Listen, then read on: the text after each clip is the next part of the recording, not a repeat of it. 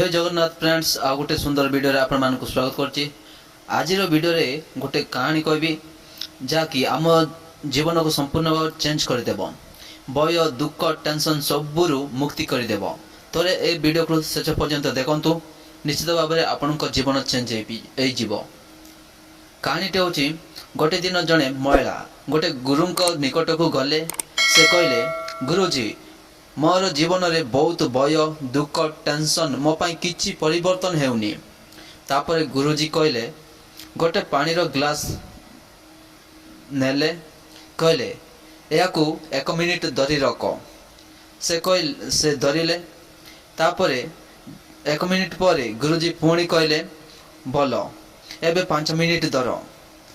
5 minute परे तांको हाथ क्लांत एबाको लागिला। तापरे गुरुजी कहले, एबे 10 मिनिट धर।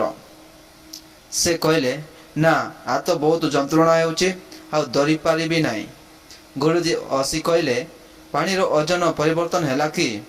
से कहले, ना। तापरे गुरुजी कहले, ताइले जंत्रणा काहेकि? स्त्री लोकटी कहले, काहेकि ना दीर्घ समय धरी धरी मोर हाथ जंत्रणा हेउछि। तापरे गुरुजी कहले, ठीक सेमिति तमे जीवन दुख टेंशन भय एगुड़ी को हाथरे धरी धरी रखिच।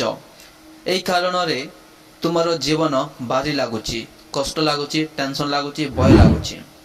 तुमे जदि सेगुड़ी को छाड़ी दियंत जीवन आलोक एवं परिवर्तन आपे आपे आसीजीव। प्रिय बंधुगण, कहानी एटी सरुची। शिक्षा आमको कौन मिलुची कहानी रू? समस्या बारी नुहे।